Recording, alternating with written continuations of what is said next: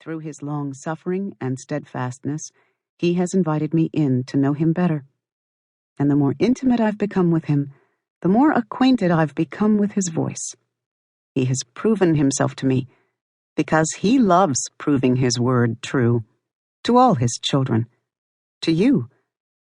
Therefore, with all the confidence one person can possess, I can assure you today that God does speak. I'm learning that if my spiritual ears are open, the same voice that called me into his marvelous light will speak into my daily life.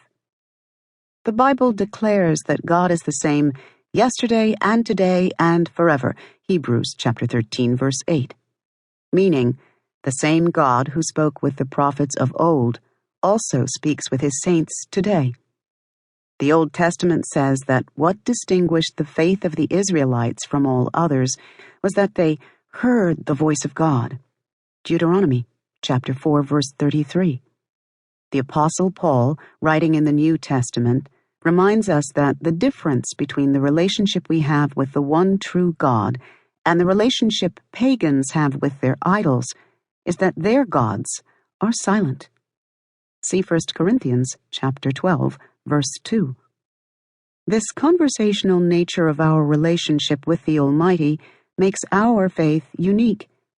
It isn't based on rules or regulations, on rugged pilgrimages to make, or sacred rivers to bathe in.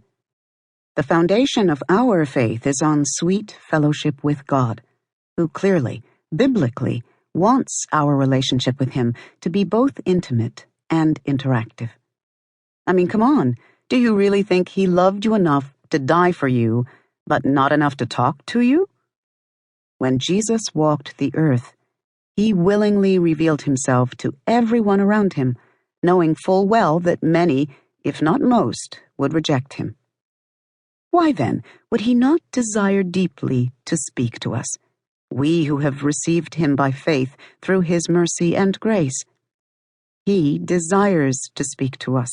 In fact, he places a high priority on this because it's so crucial to the kind of relationship he wants to have with us.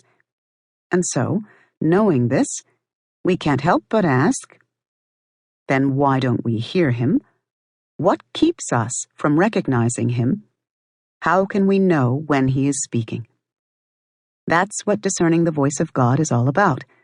My goal in this book is to come alongside you, just as others have and continue to come alongside me, sharing what I've learned and what each of us can grow to experience in seeking to hear from the Lord. But I want to be sure you hear me when I use the word grow, because that's what we're doing here. We're growing. Nobody has all of this figured out, no matter how 100% foolproof people claim their knowledge to be. Even by the time we get all the way through this book together, we will still be more than capable of getting our fallen selves in the way of what we truly want from our walk with the Lord.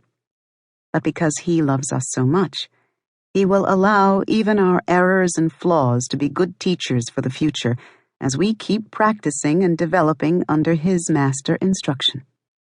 As we grow. When I first started jogging, for example, I couldn't make it halfway around the block without heaving and sputtering and finally running out of pep. Yet as discouraging as this was to my goals for better fitness, I couldn't help noticing that the attempt itself was doing something positive in me. My body was responding to the workouts. Even though I was still doing more walking than running, as I tried to complete the circuit back home, I was starting to see little by little improvement each day.